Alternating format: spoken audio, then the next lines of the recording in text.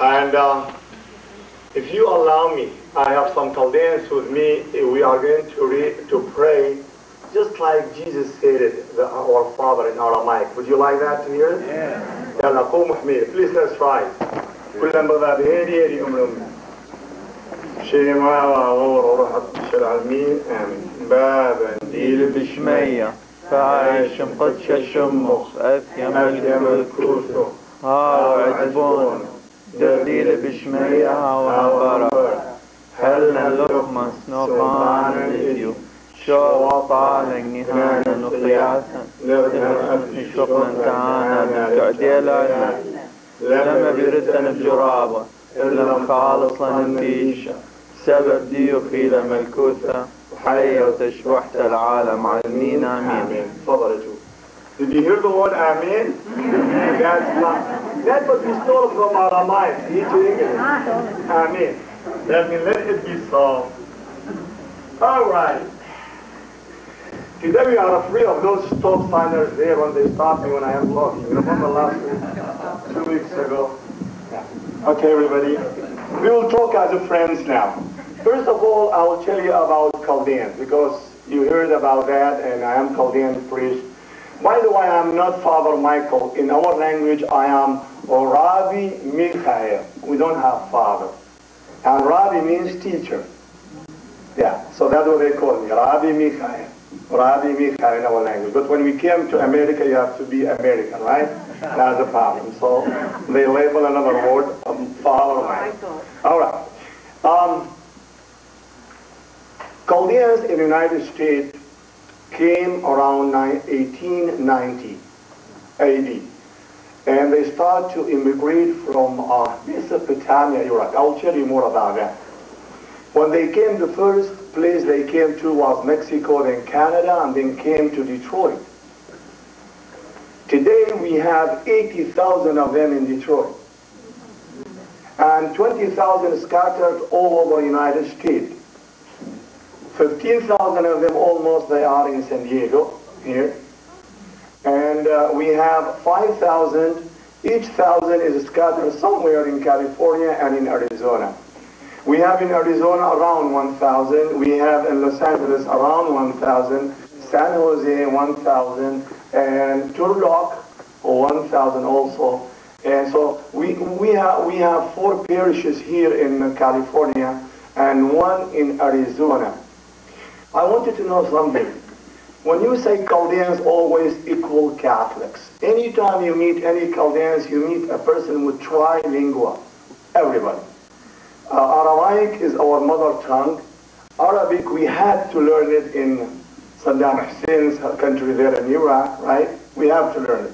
Arabic, that was all our education in it. And guess what? Some of us, they immigrated somewhere else before they came here, so they added 3rd and 4th and 5th language.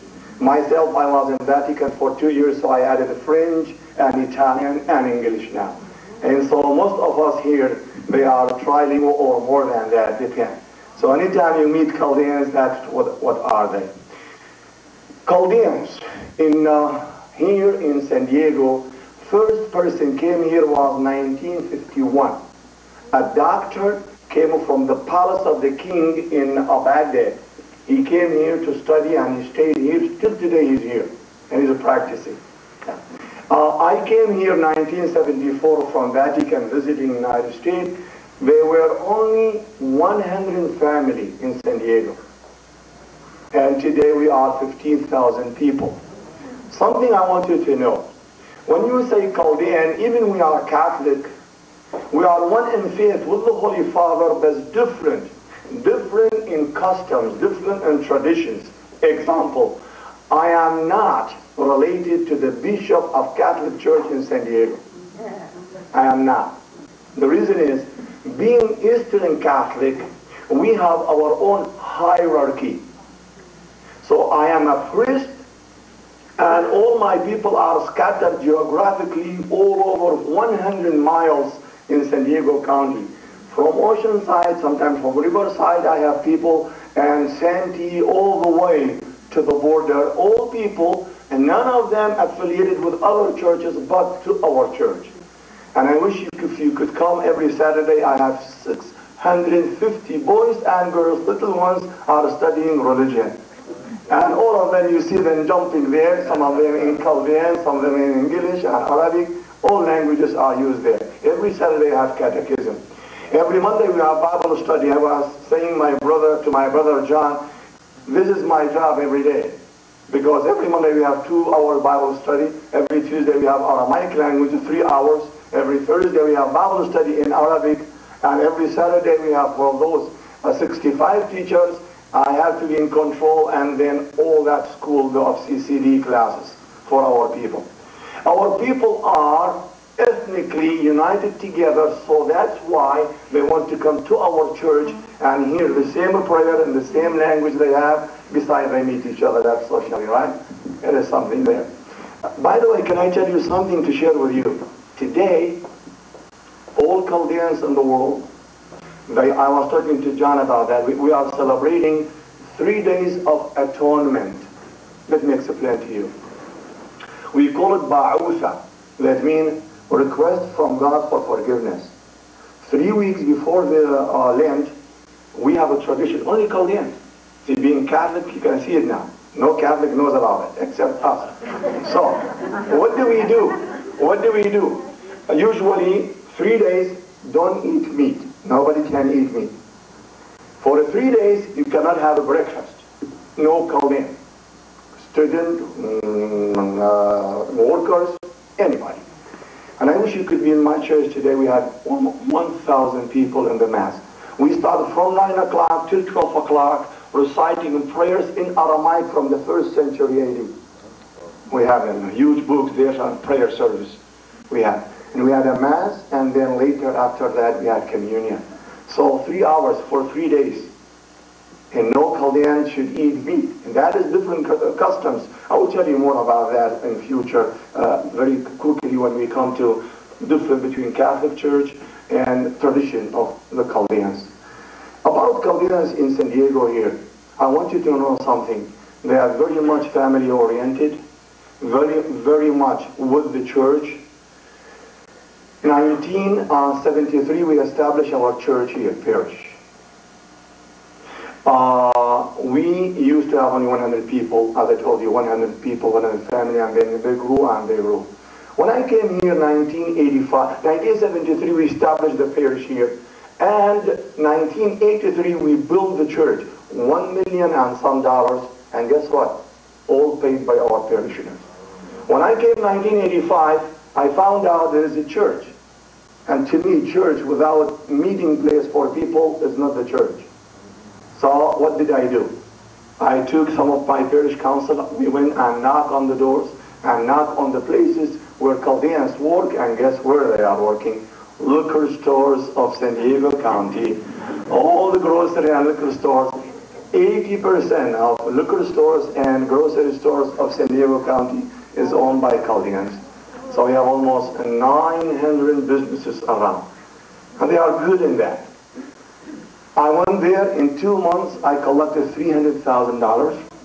We put a down payment, and we built a huge building. I wish one day one of you or some of you can come and visit us there. A big place in El Cajon, just 2 miles from here. And guess what? $1,700,000. It's all now paid except $200,000 on.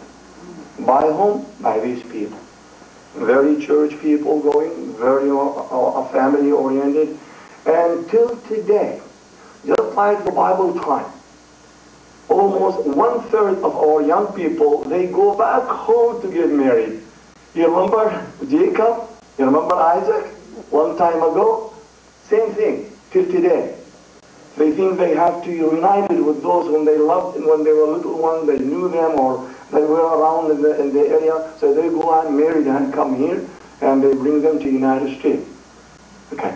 Now I want you to know something. This is about Chaldean. About faith, we will go more. But let me tell you something very serious. Last Monday, 2 Mondays ago, I was in Cuyamaca College, and I had a meeting with the professors, 45 of them. And I gave them what I'm going to give you now about Chaldeans. and about Mesopotamia. You will be amazed to hear that.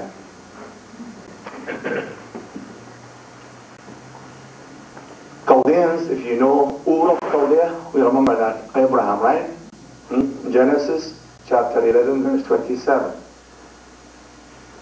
When you say about Mesopotamia between two rivers, we have so many beautiful things to share with you. Number one is the cradle of civilization. We know that, right? I know. And I'm not going to say because I'm going to quote from National Geography for you, an American magazine. Okay? All right. Just back up. Okay. The country where the first writing started. If I ask a question, all of you now sitting here, when I say prehistorical events, what it means? Can anybody help me? Yes? Before recorded history. Beautiful. You cannot have history unless you record. And so anything before recording, we call them prehistorical events. And once you start to record, that is history. And therefore, the first time the writing began in the Ur of Chaldea. Pictography. And what was pictography? I had it from that. I was in Beijing 4 years ago, and I was on the mall, and I'm looking everywhere for exit, doesn't go, there is no exit in English, nothing in English there. I want to just exit from the mall. I am in the third, fourth floor. I don't know what to do. I'm asking anybody and they avoid me. They don't speak English. And one of them I had luck to tell me, very simple, just see square, that means go out. I said, thank you. That's all. That was pictography. That was the beginning of the writing. 3,500 years ago began and started. 200 years later, a hieroglyphy started in Egypt. And guess what happened later? Immediately, I'll share with you something as an American you'll be proud of. I'm American too. 1853, a man named Layard, Mr. Layard, this man went to Iraq, excavation, archaeologist, and he went to my hometown city, Nineveh. Nineveh, that's my hometown. Hometown of all Chaldeans. Remember Jonah, right? That's a crazy one. He didn't want to go there and God pushed him to go there. He had to. Okay. And guess what they did? 1853 AD, they were digging in Nineveh, and guess what they discovered? There are three Ninevehs. There was modern Nineveh, and there is historical Nineveh, and a prehistorical Nineveh. And in the historical Nineveh, they opened something they could not believe it. The library of Ashur-Banipal, the greatest ever lived emperor of Assyria. And guess what? If you read Jeremiah about him and Isaiah, they will have his name all over. Guess what they discovered? Here's the point. They discovered there 25,000 bricks, all of them written in cuneiform. And what was in them? In 700 BC, all the culture of the world was collected. When we say world, that means Middle East at that time, right? So what happened was all collected and brought to that library. Wherever this man went and conquered, brought all those bricks. When I say bricks, I want you to know something, how smart they were, those Chaldeans and Assyrians. If you go to Egypt today, you will see papyrus. Go to the Qumran in Israel. Remember they discovered 1948. Remember those Qumran? Okay, the Dead Sea Scrolls? You know about that, right? Okay, so when they discovered that, what happened to them? When they opened the jars, all that papyrus was broke. Bad material. Not with Chaldeans. Brick, you bake it and make it so solid you could kill somebody with it. You big one. And it's all written from 8 sides in a cuneiform. And guess what? Maybe John has that knowledge when he studied theology. They discovered more than 20 creation stories on those bricks. 20 of them. And one of them was so close to the Bible, people scared to death. They said, wow, here we are. They said, Bible from God, and here we are. But they were mistaken. Why? Because all those are polytheistic theory. But in the Bible is monotheistic, one God. There is many gods. Let me share with you something. For example, After the flood, one hero, his name was Atonapishtim. What did he do? He searched for to be like God, something not to die, eternal. And guess what happened to him? He was told to go and swim 7 seas. That's his book. And you know, the name of the book is Gilgamesh Epic. Some of you may know about it. Gilgamesh Epic. That was written 4000 BC. I want you to know that. 4000 BC. Guess what happened to him? While he was going all the way, and then after swimming 7 of them, he caught the fruit he was looking for, and he cut it and put it aside, and now you can help me. Guess who ate it while he was sleeping? Can you? The serpent. Snake. Remember? Genesis chapter 3. Snake was after the fruit, telling the woman to eat it. Remember? And once you compare what they discovered in Nineveh and in the Bible, they were scared to death. Same element. Same points. He lost searching for eternity, to be eternal with God. He lost it. And who was the cause for that? The devil. And the same thing we have in the Bible. That's one of them. If I tell you, if you come to my office, I will show you the parallel between the story of Noah, chapter 6, 7, and 8 in the book of Genesis, and the story of the flood was written in that cuneiform. 40 days, 40 nights, same rain, same place, same animals, everything. And even at the end, if you read the end of chapter 7, it says, and Noah made sacrifice, and God came and he smelled the sacrifice. He was pleased, and he said to Noah, no more further from now. I like that. And if you read the other story, I will show you if you want, it says, and gods came like flies over the what? The sacrifice that man who had a flood made, and see the gods with a small g, like a flies. See how the language of that old time? Just to compare you and to tell you where you are when you stand.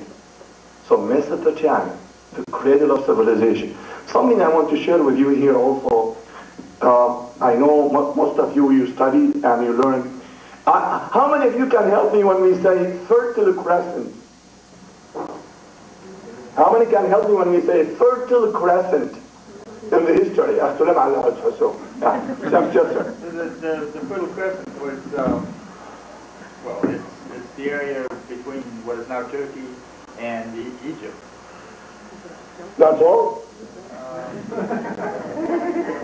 Okay. All right. Anybody else? Okay. Let me tell you. There is no Turkey that I'll show you. This is the 2 rivers. That is Tigris and that is Euphrates. This is Mediterranean Sea. This is Palestine or Israel. This is Egypt. And this is here, Turkey. Around here. That is Asia Minor base called. And guess what? If you read the Bible, the book of Genesis, you will find out how Abraham and Lot, they were the head of caravan. And guess what they did? They came from Ur of Chaldea. And they passed through the river. And they came all the way here. And this is what I'm going to draw for you now. Look at it, how beautiful. See? Where is Turkey? No Turkey. No Turkey. Only in Thanksgiving. Mesopotamia, all the way to Ramses, the city of Pharaoh. That was what's called Fertile Crescent, the beginning of civilization. And many scholars today, they think Abraham was a caravan man. He didn't go one time only. He went many times, going and coming forth, bringing goods from here, taking them to here, and from here going back. Because when you read about him, he was not only a man traveling, no, many of them. He was with him, his father Terah, and he was Lot, his nephew, and so many of them. And this is where all the civilization started. And for some reason, nobody knows how, both countries, they started their civilization. Egypt and Mesopotamia. Something else, Mr. Reagan, when he was talking about the Space Center, he said, and he mentioned it very well, if it was not for the Chaldeans and Assyrians whom they invented the wheel, we would not go now even to what? To the moon. See the word wheel? These are the ones. How many of you they have this experience when you go to Los Angeles? After you pass El Toro, you will see a huge building and there are pictures of soldiers, Assyrians and Chaldeans on the walls. Did you? Yeah. Some of you? Okay, do you know what is that? The company of the wheel. Say it again. Uniroyal Company, to admit that these are the people whom they invented the wheel. They built $1 million building, but they were out of business, right? After 1 year they were out of business. But still those soldiers are there to admit that Chaldean Assyrians are the inventor of wheels. Something else. You will be happy to hear this. The first legislator of the world. Who is he? Hammurabi. The Babylonian. Hammurabi. I'll share with you something you will be very happy. I was in Vatican and I studied medicine there. Studied medicine. And one of the courses. And when I went to the test for my license, the chancellor they call it, guess what happened? When they look at me, the three professors, they told me, you are from Mesopotamia, aren't you? I said, yes I am, in Italian. And they said, well, can you tell us, what did Hammurabi say about abortion? Can you believe that? See the word? I was ready for them, don't you worry. I know. I'm telling you, I'm going to tell you. He put 300, almost 17 codes, and he has one about abortion. I wish they could take it to the White House today. Tell them about that. You know what it says? It says when two men are fighting, and a pregnant woman enters in between, and one of them hit her and made her to abort her baby, there are only 3 ways to repair the damage. Number 1, to kill his son or daughter. You see that? Yeah. If he doesn't have that, to cut his hands. You see that? And number 3 was to be put for life because he killed life. See the word life? A pagan, a non-Jew, a non-Christian, and nothing. He thinks that there is a human being there. And I was glad to get A+ with that, you know, with that answer. Something else. You and me and John knows very well you cannot study the Bible unless you study Aramaic, right? Aramaic language. Right, John? Or Hebrew and Greek. But you know what Jesus spoke was all Aramaic. So what happened in this case? What happened? Aramaic language was the lingua franca of the Middle East. How did Aramaic came out to be? Came out to be from Byblos in Lebanon, and then was adopted by kings of Assyria and Chaldea, and in 7th century and 6th century BC, all was Aramaic, all the Middle East. And if you don't know Aramaic, you cannot even do any deal with anybody. All was Aramaic language. And guess what happened?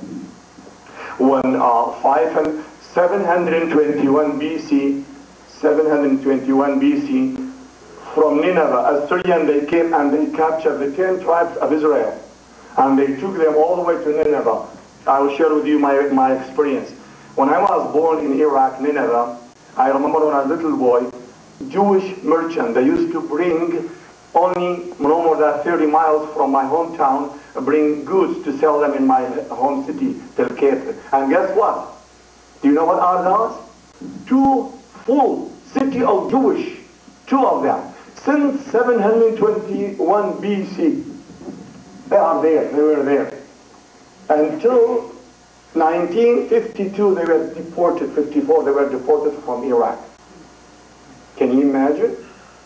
Those Jewish, they were living where? In this area here. How many tribes we said? 10. Now how many tribes are Israelites? 12. How many remain? 2. Well, we'll take care of them. 2. Guess what? Here is Nebuchadnezzar, the greatest ever emperor lived of Chaldea.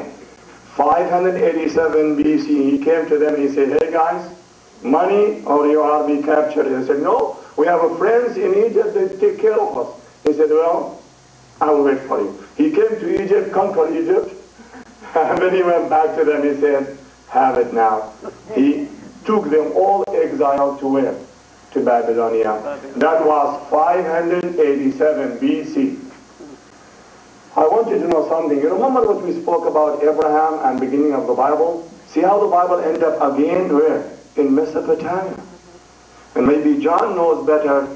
If you read well scriptures, the writers of the scriptures were very intensively in 6th, 5th, and 4th century BC. And in many people, the book of Leviticus, all together, and the book of Numbers, if you put it together, you will see it in any books of Mesopotamians. Imitation. Especially the codes of Hammurabi. They are repeated. Eye for eye. Remember? It's not Moses. It's from Hammurabi. From Hammurabi. Eye for eye. Tooth for tooth. Okay? So what happened in this case, when we have all the 12 tribes here, everybody speaks Aramaic, what will all those people will speak? Aramaic. And sad to say, nothing is stay forever. 539 BC, guess what happened? Iranian came and conquered Mesopotamia, and they sent Jewish back, and those Jews that then came back spoke only Aramaic. And thus when Jesus was born, all the Palestine and all the Jewish spoke what? Aramaic language. And the preaching and the expansion of Christianity, and Matthew, first Matthew was all written in Aramaic language. And thanks, as I told you, to Mesopotamia. Another thing, guess what? I was so sad little. I brought with me one of the 7 wonders of the world film. It is so beautiful, done in Hollywood. He will show you this film, how Nebuchadnezzar built for his wife the hanging garden of Babylon. It is so beautiful. The problem is we don't have a projector. What can we say? We don't have a projector. I have the film, we don't have a projector to project it there. I want to share with you something about that. That hanging garden it's one of the 7 wonders of the world, you know that. And that was built 560 BC by Nebuchadnezzar. Do you know for who? For his wife. Valentine's Day is coming, right? So, guess what? That emperor who conquered all the Middle East, he was from the almost desert, weather area. And when he was passing through his conquering, he met a girl there in the north, Assyrian Chaldean, and he said, I love you. And she said, okay, you love me, but you cannot marry me and go to the desert. I hate it. You come with me here. He said, don't you worry. I will bring the mountains to the desert. And so all the slaves he had around him, why to sit down idle and let them work? So he came and he built 7 stories, beautiful garden, and even they speak, if I read to you, and I have a book, I'll give it to you in the end, I'll speak about air conditioning while they were building that, because when you do that and you have that air passing through, all the food was almost air conditioned by the air, natural air. And there was a chariot couldn't walk through all those walls until the 7th story where she sat down there when she married him. And that's why it's called one of the 7 wonders of the world. Hanging garden. And then we are so proud, last week we spoke about Abraham also. Something else. When comes Christmas, many writers in many magazines, and I have some of them, Union even magazine, Union Tribune, they speak about what? They speak of astrology. And you may not, I don't know whether I have somebody here in that or you may not start that study unless you study Babylonians and Chaldeans. You may not. Because they had observatory in Chaldea. And they discovered something so special, they call them chronicles. Chronicles means every minute there is somebody watching. What star, where is it? What wind, what happened today, tomorrow? 1 year passed, and he would put all the information in front of him for next year. What is the change? So he takes average of 10 years, and how he will advise all the farmers and all the sailors and everything about that. They call them chronicles. And so they discovered since then. And may I share with you something now, and I will tell you now, if you have a pen to write, it's up to you. May 1991, the National Geography. I'm going to read back a format what I said.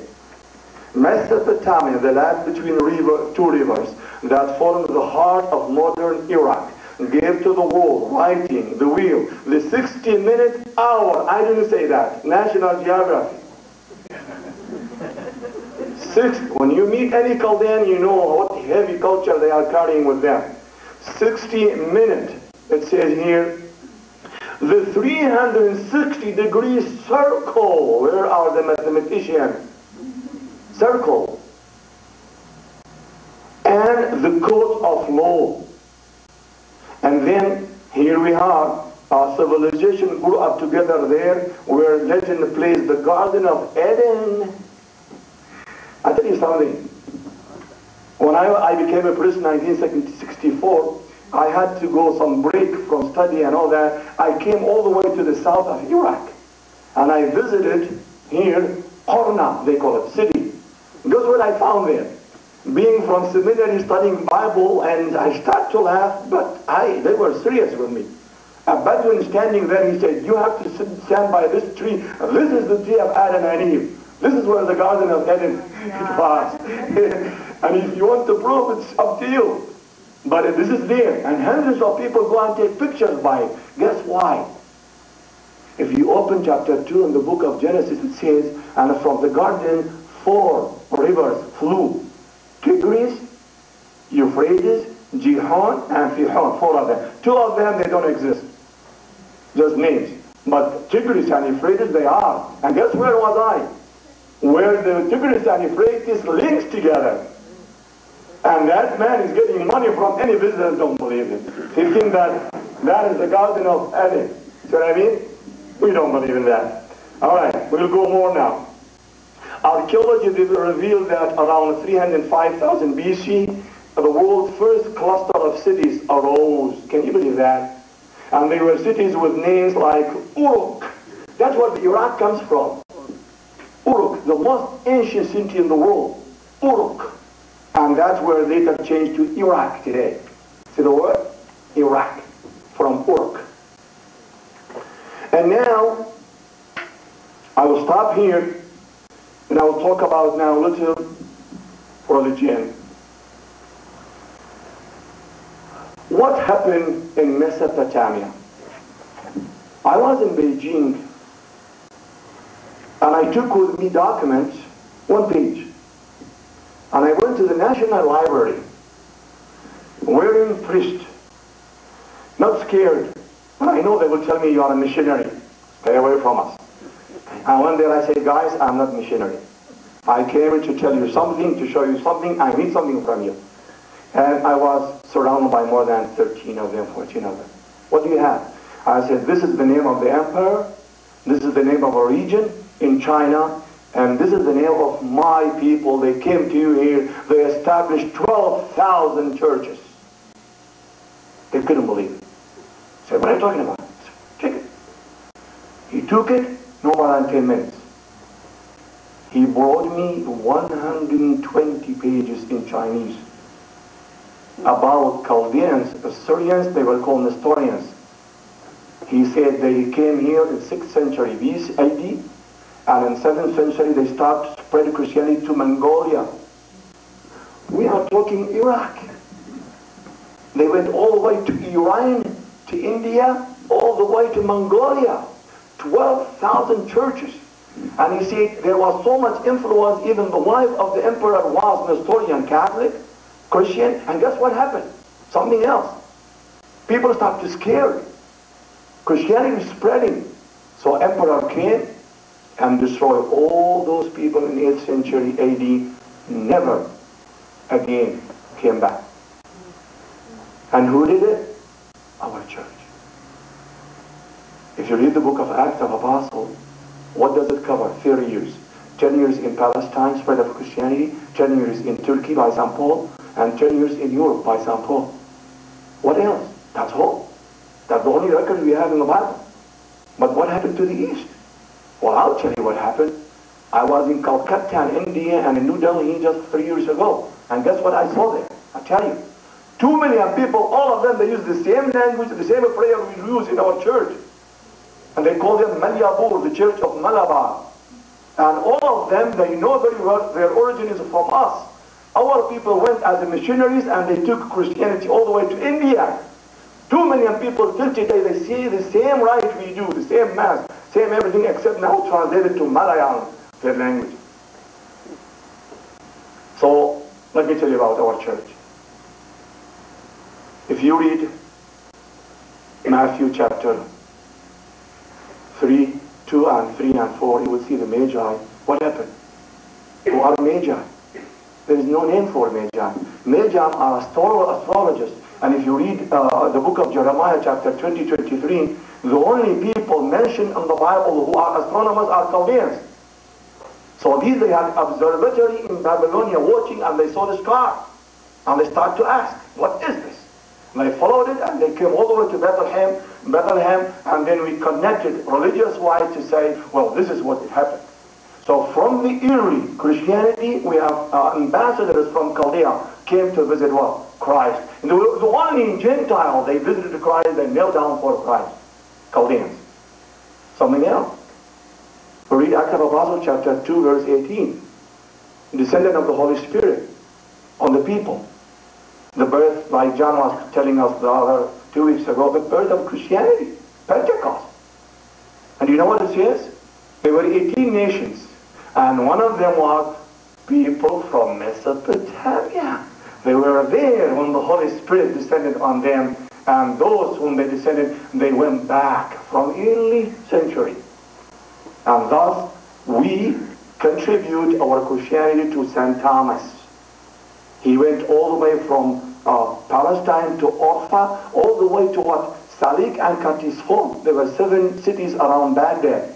He established the church and he went to Ahwaz, Iran, from there to India, and you can't believe it what I saw. A huge mountain in Malyabur. It's all dedicated for St. Thomas. They call it Mountain of St. Thomas. When 2nd of July comes, more than 1 million people, they go outdoor dancing, having fun, and you see those decorations and beauty, remembering St. Thomas that who died there. And who is St. Thomas? Do we know who is he? One of the 12, right? Apostles? The doubter. So that is what we talk about our church, established by St. Thomas the Apostles. What happened to our church? They were devil worshippers at that time. They used to believe in 2 gods. Even St. Augustine had this problem with 2 gods, which are God who is good, Ahura Mazda, and then Ahriman. 2 gods. So one is good and one is bad. One is good, who is the symbol of light. One is bad, who is the symbol of what? Darkness. And guess what? There was always fight between them. But when Christianity came, spread there, no more that faith. And even nationality of those people, they forget about it because it is pagan nationality. Chaldean were pagan, Assyrian were pagan. No more that name. They call themselves the Church of East. And they spread and they spread. We used to have almost 260 dioceses. And more than 2 million. All Europe almost was what? Christian. Until the invention of Arabs, 35, 36 AD, when they start, and slowly Christianity start to diminish in the south of Iraq and all the way until here and up mountains. So today Christians, I want to tell you, in Mesopotamia, only 6% of the country Iraq. Only. They were 100% Christians. Today is only 6%. Chaldeans are the majority. We have some Protestant, some Orthodox, but Chaldean Catholic are representative of Catholic Church there, Christian in Iraq. If somebody asks you who are the Chaldeans, immediately you would say the Chaldeans are those whom they established their church in Mesopotamia. They spread all over the Middle East, and then later what happened to them? Later in 5th century there was a trouble with politics. Persian, they were fighting Romans. So we could not send anymore our bishop to Rome or anywhere else to be ordained, as a patriarch. So we were independent from Rome. And we stayed that way because when the Arab came, they found it is better for them to not have to connection with the West. So what happened to us? We stayed little far until 1551 AD. Then we reunited with the Rome, and thus this is our history. So we are Catholic today. So anytime you hear Chaldean is Catholic, and I'm going to tell you about our faith. Oh, I will read it to you. Very serious. We'll see. So you will find out how much is so much in common with each other. I was talking to John, and he said, "Well, Lent is coming," and I was so happy to hear that. You don't hear it so much, okay? Lent is coming, and Lent is center of our church too. And I will tell you everything about that. So the Chaldean church spread all over, but the Mongolians and the Arabs and every invader came and slowly diminished, but could not diminish the what? The spirit of that Christianity. So sad, the last 20 years, because of the war between Iraq and Iran, and wars, Christians now are scattered all over. So we have almost 200,000 of them are in every country in the world. Everywhere. You can see 500 in this city, 500 in Amman, 500 in Athens, 500 in Turkey, 1,000 in Suwait, 1,000 in Australia, all over. Because any country except them, they go. Very sad situation. And day and night we are receiving phone calls from everywhere. Help us, we are dying for food, we are dying for clothes. So we collect money, more than $60,000 a year we send everywhere to these people who are in need, Chaldeans. All over. And you know, while I'm talking to you today, there are 3 Catholic bishops in Detroit are on strike fasting. They don't eat since January 20, objecting what the government, United States is doing, United Nations is doing against the people of Iraq. If they have something to do with Saddam, they could finish him in one day. But what the people, about people, are dying. 18 million, we don't have even now 15 million of them. They are dying. That's our church there. So the center of our church, the patriarch, is in Baghdad. We have 18 bishops. And later, I will give you, all of you, something about our church. It's here. The history and also about the Chaldeans. I have it here with you. And now let's come to the serious job. Oh boy. So much information. Time, no, it's not, but time is running. Okay. Let's talk about faith. That's what I am here for, right? Okay. Let's talk about faith now. There are 3 movements in Catholic Church today. What are the 3 movements? Number 1 is ecumenism. We would like very much to be close to others. And others, we divide them into our separatist brothers, we call them, that's the word, which are Protestant and Catholics and Orthodox, and we have other faiths. And every week the Holy Father has a meeting with all religions of the world almost to get together and find what is the common we can do together as a positively to approach each other rather than being negative against each other. That's ecumenism. Number 2 is biblical. I know some of you, they think Catholics are the poorest people in the Bible. Don't believe it. It's not so. We have now beautiful movement all over. Bible is center of all our life. And I tell you something and share with you something. If you come to my office, I will show you my prayer book. 3 of them. Each one of them is 1,200 pages. And somebody, missionary, came to our country and he started to learn about language. He went back and he wrote, he said, if you lose the Bible, you go to the Chaldeans, I will find it in their prayer book. I wanted to know that. Every line there is all picked from the scriptures. So very important point. And then we have 3rd movement is liturgy. Liturgy, that means what's good about having faith and not practicing and put it together, share it together as a fellowship, pray together. I'm going now to tell you about my faith. So we are very serious now. I want you please to feel free. Stop me if you want. I will tell you what do we believe. I repeat again. I want you to know something. I brought with me one paper, 2 pages from 2 sides. It says, who are the Eastern Rites? Eastern Rite. See, when I told you just a short time ago I am a Catholic, then am I Roman Catholic? The answer is no, I'm not. So how to answer it? Very simple. I'll put it here together, and in 1 second we will have, God bless you there. All right, let's see. Watch me now and see. I know some of you, they hate geography, don't you? Okay. Watch me here. This is Mesopotamia, and this is Mediterranean Sea, this is Turkey, and this is the Greece around there, and go all the way and the boot, and you know where you are now, right? Don't you? Right? See how easy geography is? They come down, and you have Egypt here, and Libya, and all the way. Guess what? In the early church, when Christianity spread, all East Mediterranean Sea countries, seems the Arab, even Europe, Greece is Europe. Yugoslavia, all this place is Europe. But because they are East Mediterranean Sea, they are called Eastern Rite churches.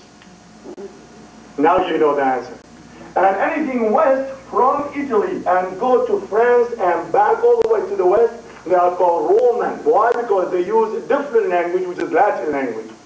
While the Eastern language, there are 3 languages they used, very special. Number 1 is Aramaic, and you know, if you read the book of Acts chapter 11, verse 26, first time in Antioch, Christians were called Christians.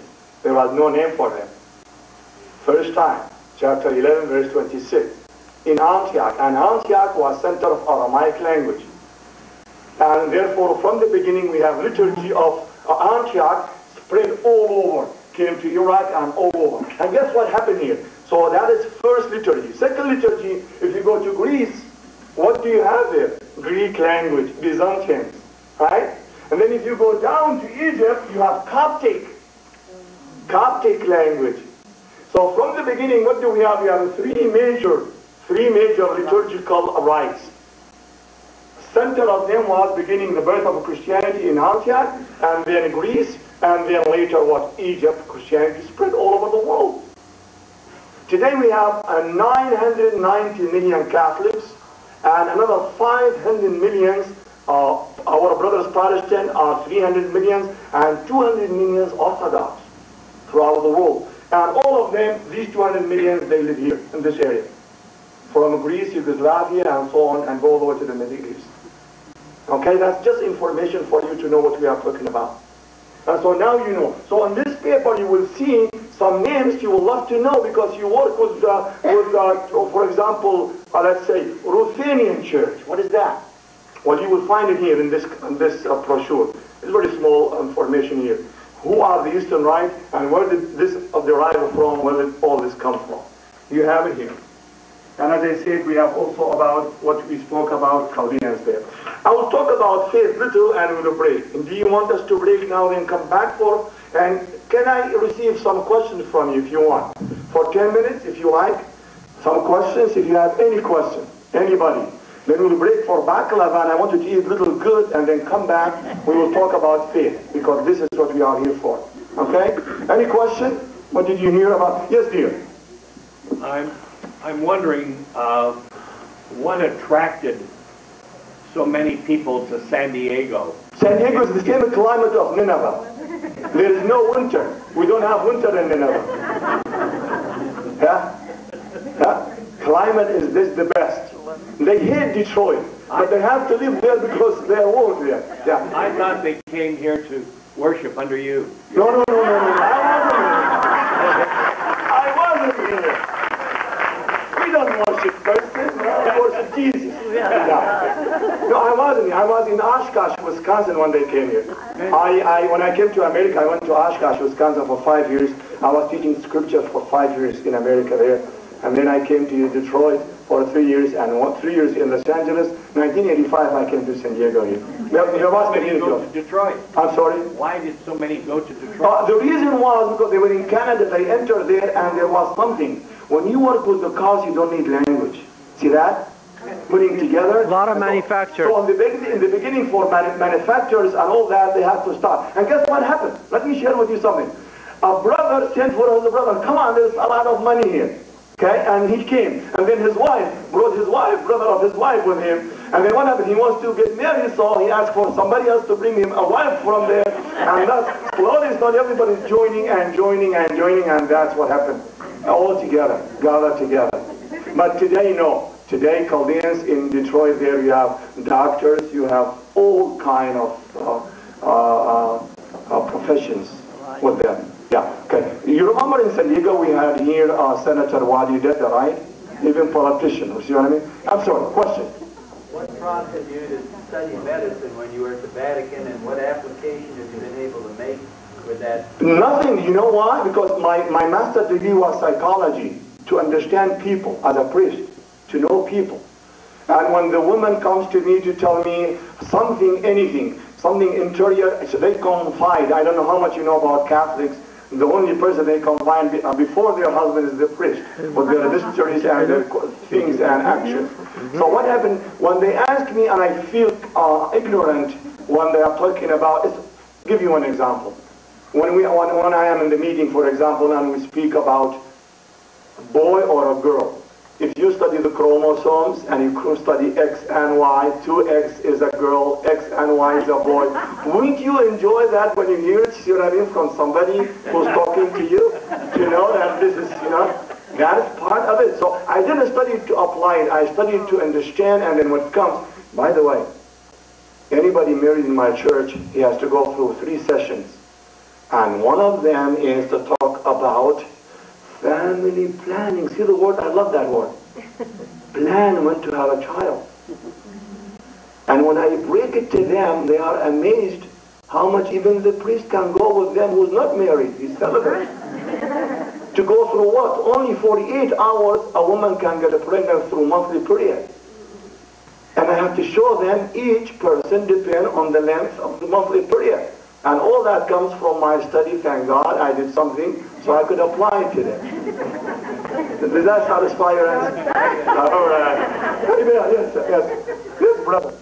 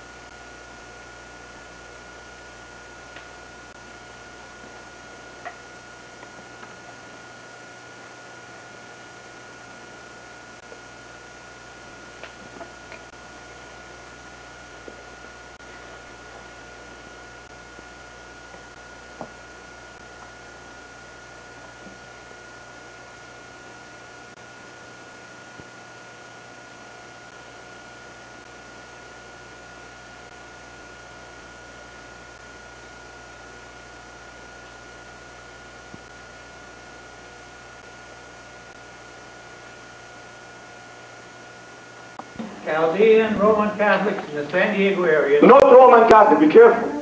What did you say? Once you say Chaldean, you say Eastern Rite. Yeah, I also hear the word used ethnically a little bit. So let me ask it. No, when I say Eastern Rite, it's admitted by the Vatican. No, we have our codes, our rules. And by the way, can I say something? I'll share something with you before you stop. I'll share something with you. Eastern Rite is different from Latin Rite. We have so many privileges different. Example, our priest can get married any time before they are ordained. And I had in Rome, Kasha, Gorgias, son of Kasha Ishaq. So he was a priest, son of priest. And still we have in Iraq a married priest. If you come to my church, I will show you the last name of more than 30 family is a priest. Priest such and such. So we can get married. We give so many different things from Roman church. As I told you, the 3 days of atonement, Catholics do not have them, only Chaldeans have that. You understand me? Go ahead with the question now. In that body of people here, two questions. One, are many of your young people marrying people of other ethnic background, other faiths? Good. I will give you the percentage. Church from outside India. I will give you the percentage. We, in my church, if you come, you can check with me, 60 marriages I have in 1 year. That's average for 50,000 people. 5% of them are mixed marriage. Even some of them with Protestants, some of them with Orthodox, some of them with Roman Catholics, you understand me? But as long as you are not Chaldean, there is mixed marriage there in mentality only. But being Catholic doesn't make a difference, you understand me? And being also Protestant, you are a Christian, you believe in Jesus Christ, you are very close. I have 5% of marriage, just to answer your question, mixed marriage in my church. We do have that. And today they are open so much, and never send anybody out when they come with somebody else to say. One day I had one girl, Chaldean girl, brought a Scotland person from Scotland. And that person did not believe in any God. He was not even baptized. He came with her, he said, Father, I want to marry her. She's a beautiful, she's a good person, and I want to marry her. I said, fine, but I will go through procedures. Number one is, I have to write for my bishop to allow a Chaldean who is Catholic to marry an atheist. He said, fine with me. I said, and would you agree that children will be baptized in Catholic faith? He said, I agree. I don't mind. I love her. Okay, fine. And guess what? This is 5 years he's married, and only he comes when he baptizes his baby to the church. And we accept that. We don't mind. Just 5 months ago, we married a black from Ethiopia to a Chaldean girl. We don't mind. We are all brothers and sisters. You remember in Galatians chapter 3, verse 26, what does he say? In Jesus Christ there is no difference between man and woman, Gentile and Jew, and everybody is what? Children of the same God. That's what I believe in. And that's what Chaldean believe in too. Any questions, please? Okay. Yes, dear. Sit down. Good. Our community is invaded by homosexuality. And how we can do about this? The Holy Father and the bishops here gave us the question, please. The question about homosexuality. So far in Chaldean community, nobody dared to approach to say, I am. Now, maybe you know about some student because your job is in school. But nobody approached us at the church. Till today is taboo in Chaldean tradition. If you have it, you are in big trouble. You almost sent away from the family. You are almost, not so loved. But not with me. I always advise them, he's a human being, take it from there, study his life, and respect what he is in. You cannot push somebody to do. He could be atheist, he could be anything. Yeah. So for me, I am not. But to say, is it accepted by the Catholic Church? The answer is no. It's not. Because we go through the rules. To us, fornication, a man with a man sleeping, a woman with a woman sleeping, is adultery. But if somebody is, but he is not practicing, why are you hanging around him to tell he's wrong or right?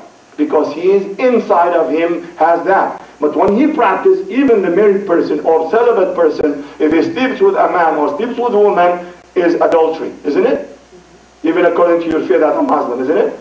So, we don't have a problem. But we don't accept in our church that two can get married as lesbian or homosexual. We don't, because we follow the Catholic Church. But we respect them, we don't fight them. You will see how many women, I have 2 or 3 came crying, not to know what to do. Because they have a problem between you and me. I'll tell you something. If that boy or that girl show that he's homosexual, all his sisters will not get married according to our church. Oh, I'm sorry, to our tradition. Because we are very family oriented. If a girl become a prostitute, all her sisters are locked and all labeled bad family. You understand me? Nobody will approach them. Nobody. Just, you know that. You are Oriental mentality. This is our position. So John's position, my position, all of us as a Christian is that. But to respect it is. But any time you have their action, you condemn that action. It is adultery. Any question? Okay. A lot of baklava. I have 7 kinds of them. Come on, everybody. Let's break for 10 minutes and come back to talk. All right. To be a Christian, and I'm going to touch these following points. And I was telling John, it is not 1 hour for me, it's only 40 minutes left for me, so I have to run a little in a hurry. We'll talk about the creation, about salvation history, and maybe we'll have some of you question, why do you have different number of Bible? For Catholics, they have 73.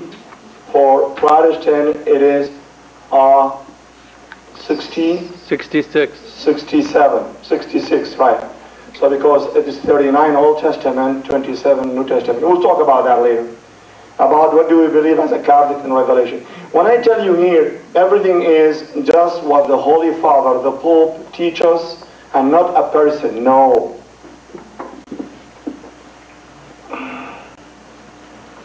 I have the book with me, the Catechism of the Catholic Church. 1,000 and some pages. This is the book each teacher, each pastor has to apply some of it. And I have with me only 5 abbreviated books. If any of you wants at the end to pick them up, I'll give them free of charge for a year. And then guess what I did? I put all this book in 2 pages. I'm not kidding. In 2 pages, so it will be there before you leave. Because there is history of our church, there is the Eastern Church, what it means, and then that abbreviated big book in 2 pages. Okay. I have one thing, it's very lovely, I like it very much. I will read to you the title and stop. A Protestant minister look at the Catholicism. I have it here. He is advising Protestant what can they learn from Catholic Church. Okay. Let's now go slowly with our work. Anytime you don't understand something, please raise your hand, I will repeat it 100 times. Because we are here to convey the message rather than just cover the message, right? Ach-el in Aramaic means Michael. Man Ach-el, who likes God. That is the Archangel Michael. Okay, so now we will come to another subject, which is a man. And by the way, I like the English. Anytime you say man, you mean woman too. Is that true or not in grammar? Isn't it? Right? For us men, right? We say, and woman is included. I know you don't like it, but we should say both, right? All right. So man and woman were created, composed of body and soul. That was the question I was asked by somebody and given to me. So yes, man and woman and all of us, we are composed body and soul. First the human being, Adam and Eve, where were they? When were they? We don't depend on that time. But we believe in the first parents. Do we as a Catholic believe in evolution? Yes and no. We say no because evolution is only theory. And the theory, until it's approved, then they will ask you whether to accept it or not. The problem with the theory is the linking between those stages of uniform cell, one cell, and then animals growing and growing, like Darwin said. Question is, between all that steps, there is a missing link. And as long as the missing link is missing, you don't have to worry about it, to accept it or to reject it. When they find it, then we will. But still, Catholics will not scare to say in science and study of medicine to say, we accept something when God is the source of soul. And the material from which man was made, whether from mud as the Bible intended, and he did not want us to do that. He doesn't want us to think that God came there, an architect, and he brought some workers, brought some mud, and then he has a man, and he had a man there, human being. This is only a story for religion to be told. Whether it happened or not, nothing to hurt our faith. But one thing we should know, God is there. God is the creator. When? Nobody knows. Bible, I want you to read the Genesis. And I want you to say something to me after I question you. If you read the book of Genesis, chapter 1, verse 26, 28, a man was created in 6 days. We know that, right? Don't we? We do. Okay. Come with me to chapter 2, verse 4.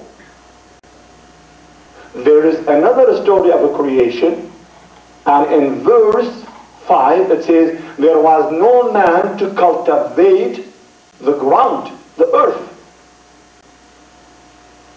Question for you, all of you sitting here, if you want to take it verbally.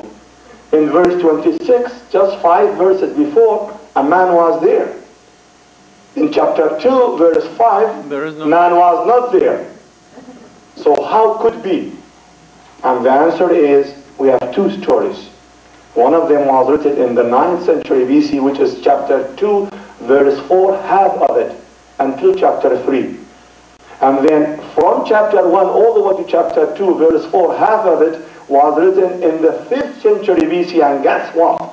Because this man came later, he put his story in front, not knowing that there will be conflict. Do you understand me? And John knows about this conflict in scholarly in the Bible. We have to know and to be aware of that. You can't take it verbally unless you realize what is going on there. 2 stories and 2 different and a problem there. So let's come down now. Do we as a Catholic believe in evolution? The answer is only if God is the source of anything in life. Yes, He is the source of everything in the Bible. We believe in that. But if you reject by God interfering, in this case we don't believe in any theory, not only evolution. That's the answer. A human being, Adam and Eve, what happened? I'm going to read to you now. Adam and Eve were tempted by Satan to eat the fruit of the tree of knowledge of good and evil. Do me a favor, never mention apple, even Valentine is coming. Do you know why? Are you aware of something? If you read chapter 3, there is no apple there, right? There's a tree of good and bad, right? Did you ask yourself a question, where did the apple come from? Easy, I'll tell you. How many of you read the Song of Solomon? The lovely book. Some of you? Any hand? Okay. In it, in chapter 2 and some, maybe it's there, it says, and I was waiting for my lover under the apple tree.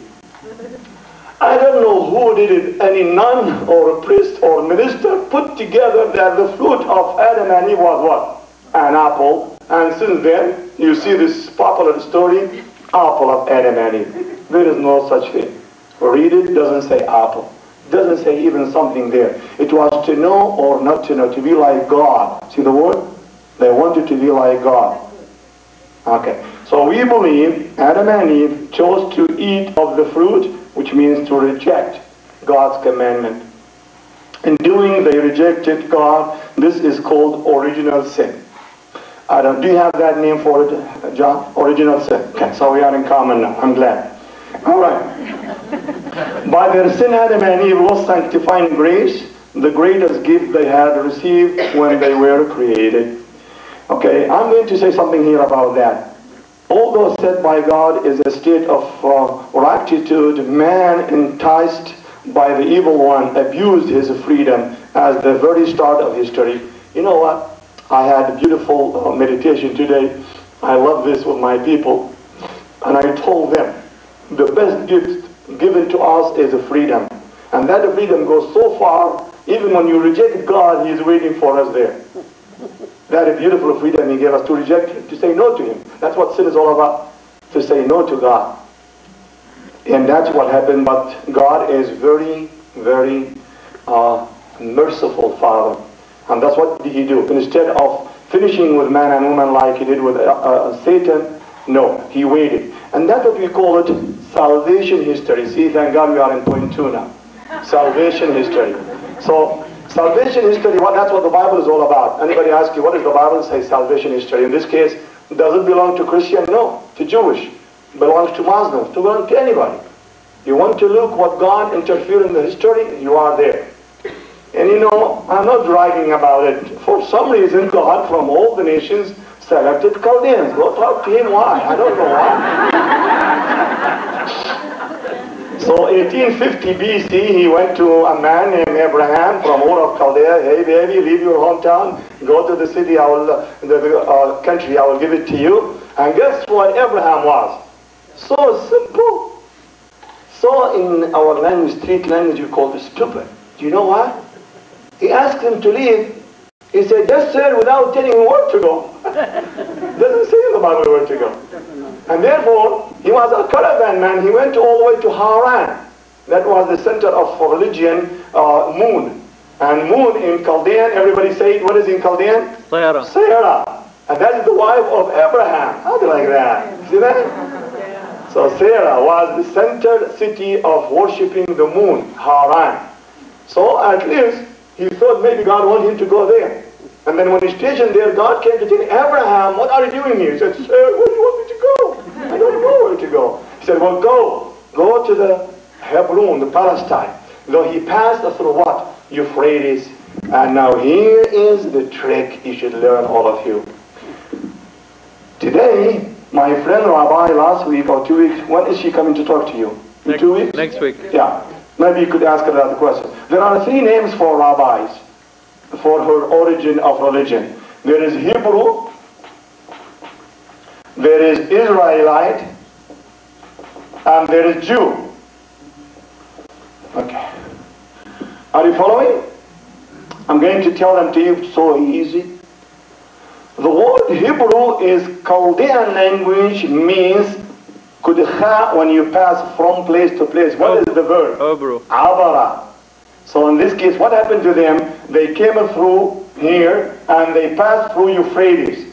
So the people thought of them, those whom they passed through the river. And that's what the name is Hebrew is all about. Those whom they passed through in Aramaic means Abara. And sad to say, you cannot pronounce so you make it easier for you. And that's where the Hebrew comes from. It should be fruit of the woman to destroy the head of what? The snake. You remember chapter 3 verse 15 in the book of Genesis.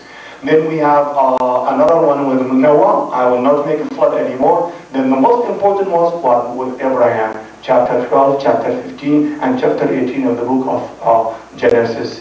Then with Moses, chapter 7 to 19, the most important, all the prophets came to remind people, you are going against what covenant told you on Sinai. All the prophets, their message was to go back to the spirit of covenant God made with Moses. And now, here we are.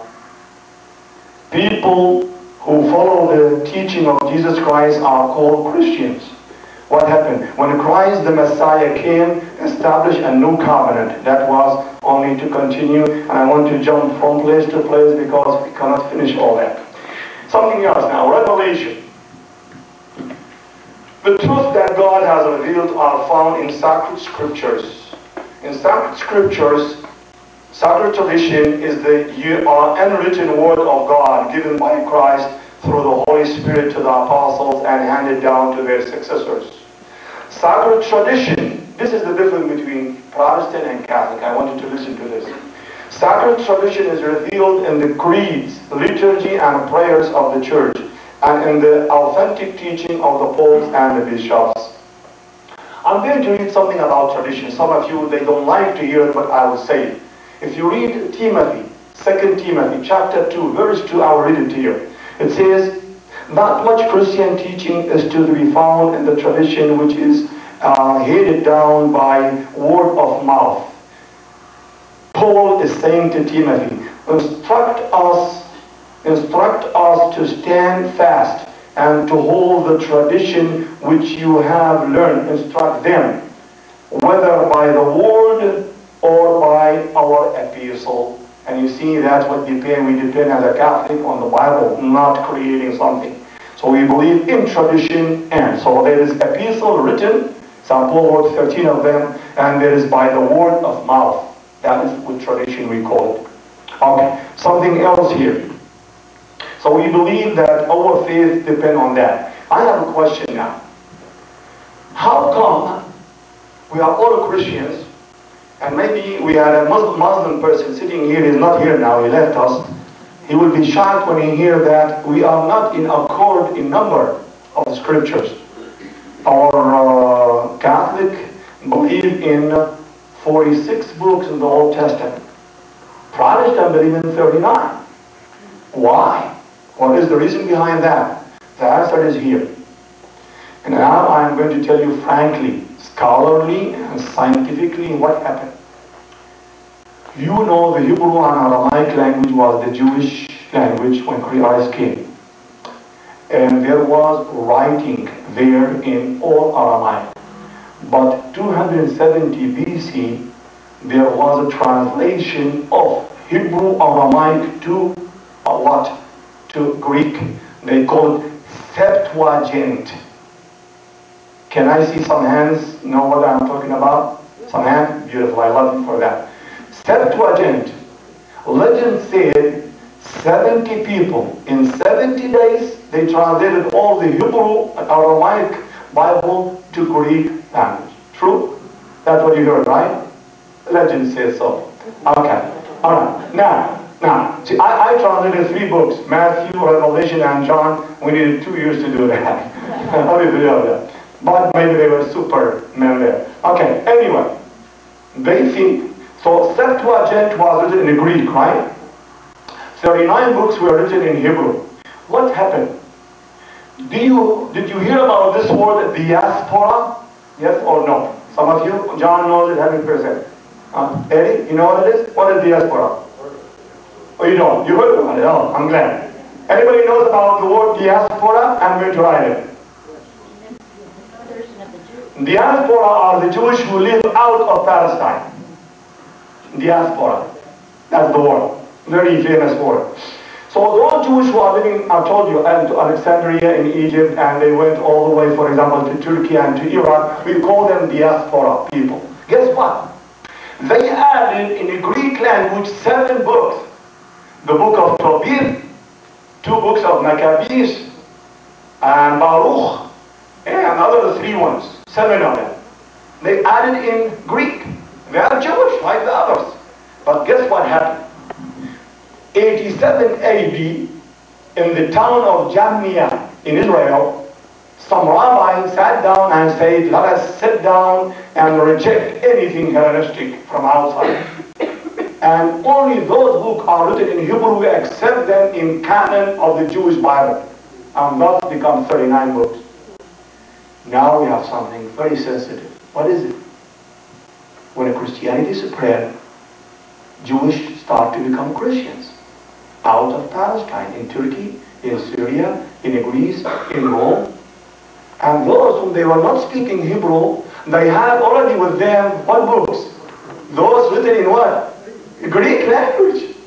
And so from the early church, Christianity accepted all those books, even the apostles and Christ used some of them. They had quoted some of them. So in this case, Christianity accepted that. From 2nd and 3rd century, all of us, we accepted, all Christians. They were no different. There was no any sect, in Christianity. Until 6th century, they started to have Orthodox. And 11th century, all Middle East become Orthodox. Then in 16th century, our brothers, when they separated, Luther and Calvin and all that, we had Protestant in the West. So what happened in this case? When our brother Luther and Calvin and all that, they decided to go back only to Hebrew Bible rather than to what they had. We call it Vulgata in Latin, which was 46 books. And since then, sorry to say, we have that difference. 7 books in the Old Testament. John, you want to say anything about that? I'm glad. Thank you. Is there a phone? Okay. So listen, everybody. So that is what happened. That is what happened. And can I tell you something, all of you? Today, many Protestant, and I have with me translation in Arabic, many Protestant publishers are not accepting anymore that theory. Leave them alone. No, bring them. You know what they do? They put them in the end. I don't know how many of you that experience. Some of you? Yeah. Sad to say. You know what it means, apocrypha? Huh? No? Untrue? Untrue. Sad to say. See? Sad to say. That's apocryphal. Okay, untrue. Untrue. Is that all good? Okay, but here we are. So, question again. Do we in New Testament have any problem? No, we don't. All of us, we believe in the same books, 27 books. And if you want them, I could recite them all for you. The 4, never say 4 Gospels for me, please. I'm a scholar and I hate that word. Never. Because the Gospel is good news. And I like very much the word 4-fold good news according to Matthew, to Mark, Luke. See the word 4-fold? I love that in English. I learned it and I never forget. 4-fold. 4 people start. Do you know why, everybody? Because if you say 4 good news, that means we have 4 Gospels, we have 4 Jesus. St. Paul said we have only one Gospel we preach in. Only. That is Gospel of Jesus Christ. But to be written by 4 finalists is better. One day, Muslim person asked me, he said, in Iraq, Father Michael, how come you have 4 Quran, you have one only? I said, sir, listen to me. Suppose you were 4 people going to my city from Mosul, Nineveh, and in the way, your car broke, and there were 4 in that car, and everybody was taken to the hospital, and each one of them was asked, what happened? How did the accident happen?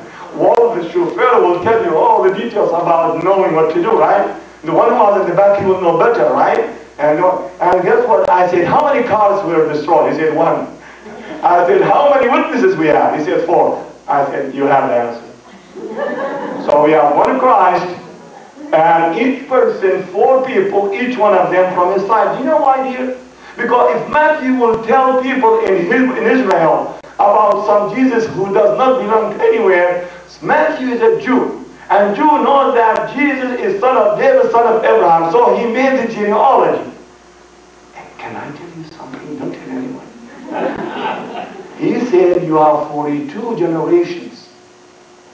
John knows if you count them, there are only 40. But that's your problem, that is the problem. There are only 40 if you count the generations, those names. But why? Guess why he said there are 42 generations. I will share with you now my language, which helps so much scripture. What is the name of David in Chaldeans? Say in Chaldeans? Dawood. Good job. So, Dawood. In Chaldean, we know that numbers. Each letter stands for 1. Dawood. So, D is, look at it here. D is what? 4. Waw is? What? Say it again. Waw is 6. And D is? Okay, count it, everybody. 14. He said there are 14 generations from Abraham until David. 14 generations from David until the exile. You understand me? Why? Because he had in his mind Dawood, David, the center of all the counting. And then when you put those names, count them, there are 40, not 42. And they said, he doesn't care what you think. As long as he took care of that number. Dawood is the center. His number is 14. So he said 14 generations, 14 generations, and 14 generations. So, as a Jew, he is to write to the Jewish and tell them what the prophet said about Christ. And they will love it. That's why in the early church there was no gospel but in Aramaic. And I know John knows about that. They call them quelle. Those, the beginning of the writing was all in Aramaic. Then they were gathered all together and translated. So Matthew of today, we have 3 Matthews. Are you aware of that? I will explain. First Matthew was written Matthew himself. If you read chapter 9, verse 9, it says, man was tax collector, Christ came to him, passed by, hey baby, follow me. He said, yes sir. He left and go with Jesus. That is how the beginning of his mission. And guess what happened now? He was with him. He was very scholar, good one. So he wrote in Aramaic. For the Hebrew whom they spoke only Aramaic in Jewish time. Guess what? When Christianity spread outside, they need Greek translation. And we don't know whether Matthew himself translated or somebody else translated. So Matthew was translated to Greek. Then later, it was taken from Mark and Luke and put on Matthew. That's why we have now the largest of the writers of the gospel is Matthew, 28 chapters. 28 chapters. And it was all to follow what? What the prophet said. They said to you, and I am telling you. See? That's emphasis of Matthew. They told you, I tell you. Something else. Today I had to explain my people about Sermon on the Mount. If you read Luke chapter 11, you would see, guess what? The sermon was on the plane. Ask Matthew, why Matthew, baby? Why did you put it on mountain? Easy. Because for Matthew wants to replace Moses with Jesus in the mind of Jewish. And whom was on Mount Sinai? Moses. Now Jesus has to be on mountain. So he put all those sermons on the mountain.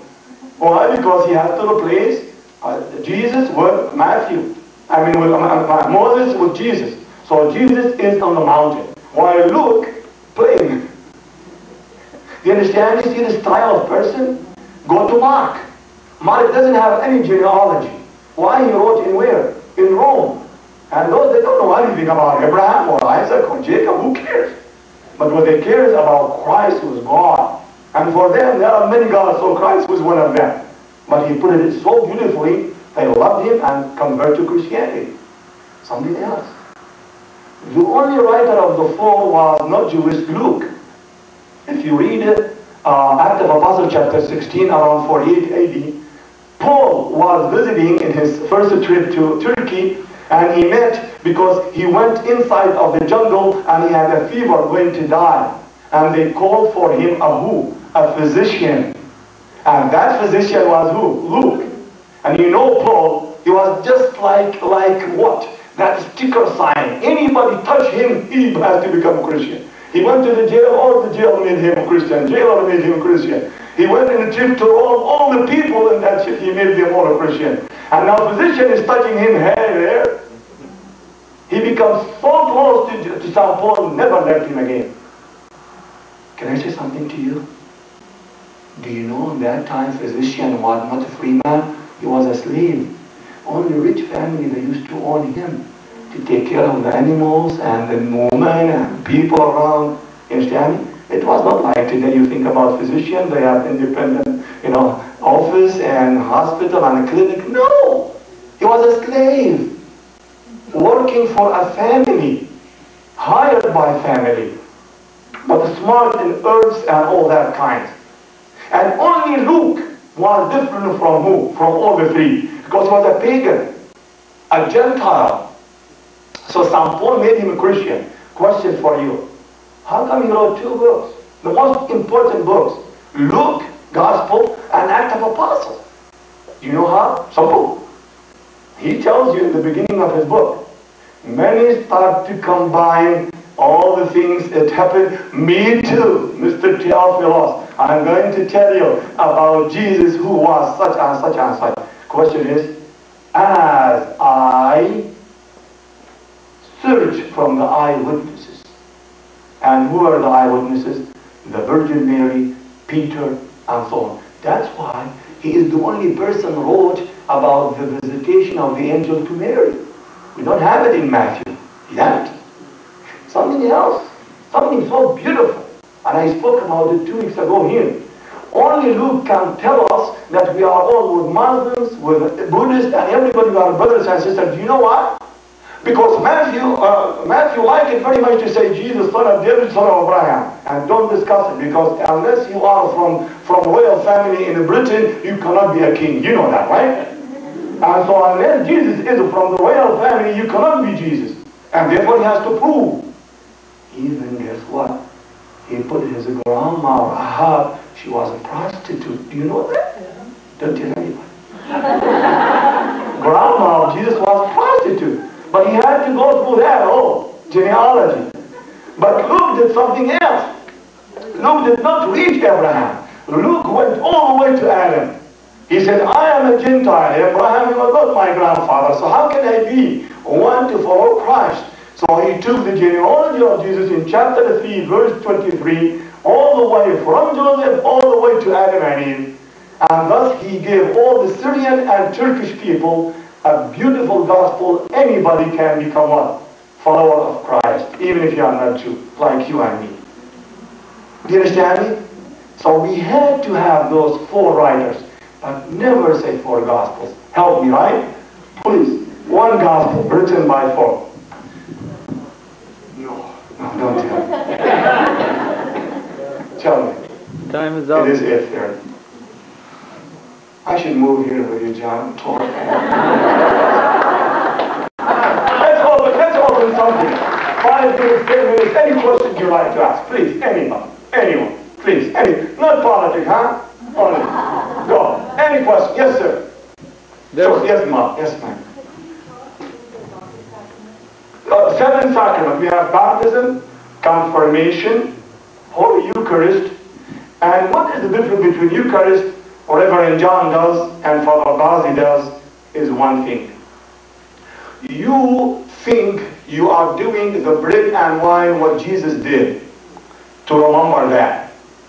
But you don't believe in the Christ in that bread and wine, right, John? Good. But guess what? We are not here debating. And you see how much I love you. We are friends. We don't hurt any feeling. And I would like, if you have the Bible, I have it here with me. Open 1 Corinthians, chapter 11, verse 26. I'm going to quote it for you. Anybody have the Bible? Yes? No? Nobody. I have. Chapter 11, verse 20. No, not in Arabic. Come on. We don't need that. No. Okay. I have it in English. Let me quote it for you. It says, whoever approached the wine, the bread and wine, and it's not worthy because he's a sinner, he is guilty against the body and the blood of Christ. This is the word. This is in the Bible. I didn't bring it. And anybody wants to have it, I have the Bible here as just approved. I have a question for you, man. The book of Corinthians was written 57 AD. That means after Jesus' death, we have something in chapter 2 of Acts of Apostles, verse 42. It says the believers use every day to do 4 things. Number 1, instruction, learning instruction of the apostles. See the one? It was oral, not written. There was no written yet. We are in 37 AD. You see that? Number 2 was what? The fellowship. And breaking of the bread. See the word daily? Breaking of the bread. And then what? Prayer. 4 things every day. And when you say breaking of the bread, this is what we call the Mass. And I am asking you now, between Jesus 33 AD, death of Jesus, and between the 1 Corinthians, we have how many years? 30 years. And those 30 years, if you ask yourself, how come?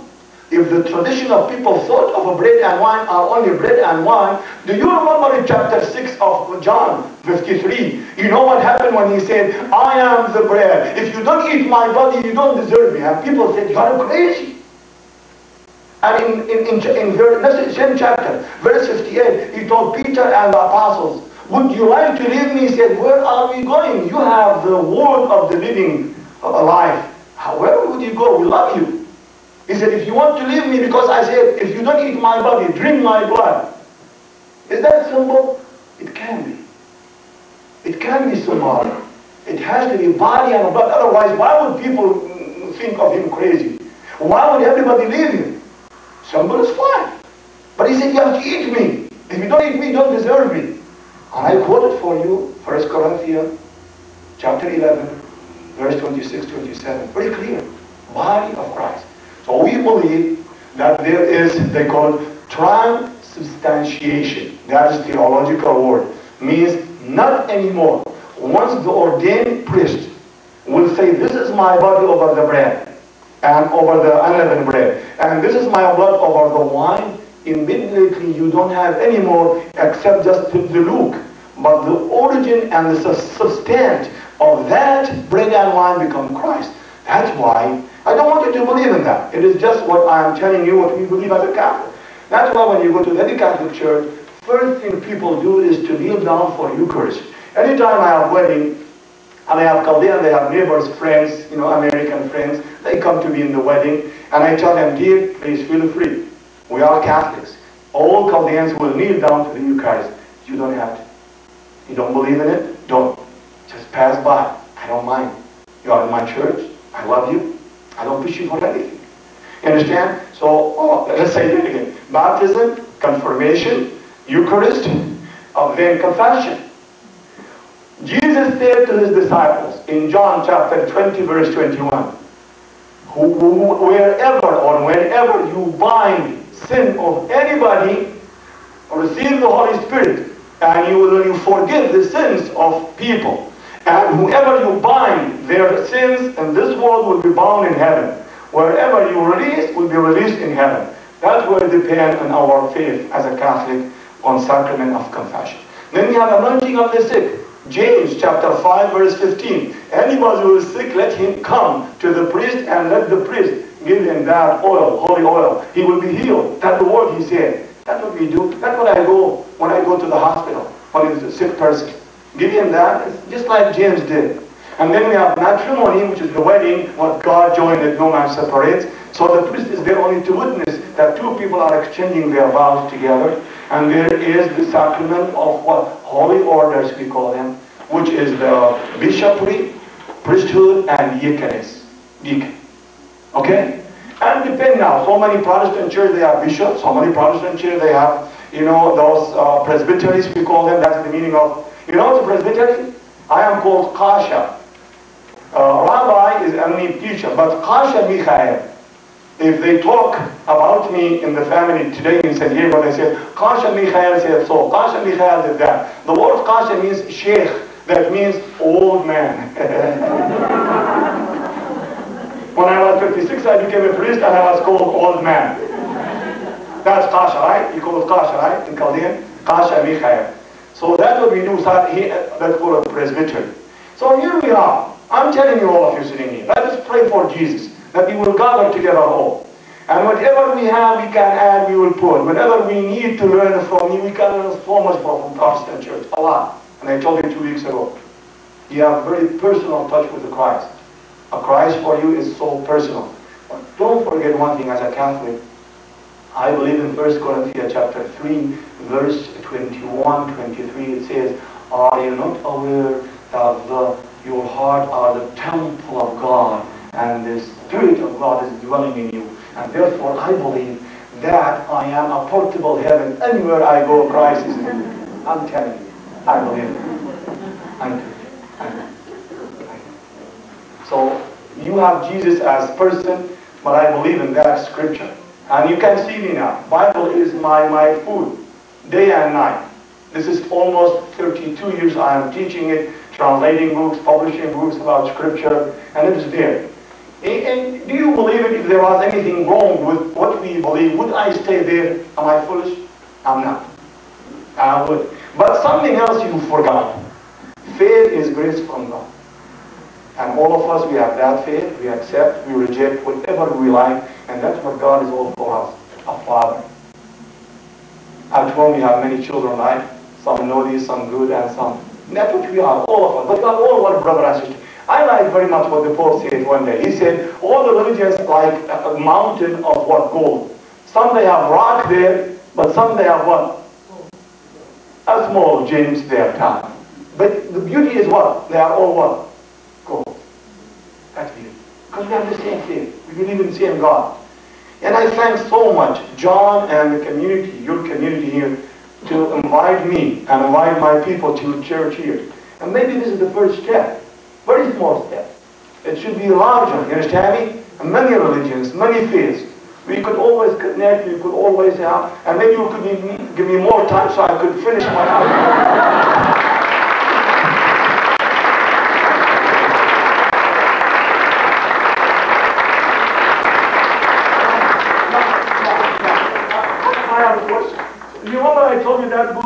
all in one page? It's here. 2 pages. 2 pages. It's here. There is one paper somebody asked me the other day. It is in the question. Do we worship Virgin Mary? The answer is never in our life. Never. We honor Virgin Mary. We don't. I have it here. Anybody wants to know our answer, I have it here. Do Catholics worship Virgin Mary? No, we honor her. Because that's what the angel, that's what he said. From now all the generation would be what? Huh? Honoring me. In St. Luke chapter 1, right? So we don't. How about the saints? I'm sorry, no saint. We don't worship any saint. But there's rumors.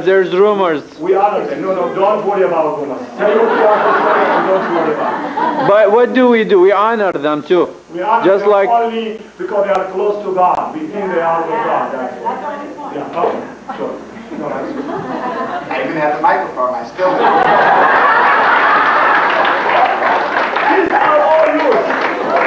We invite you to be back with us next week, and also when I present to hear consubstantiation as well as transubstantiation. We continue with the traditions of the church. We are glad.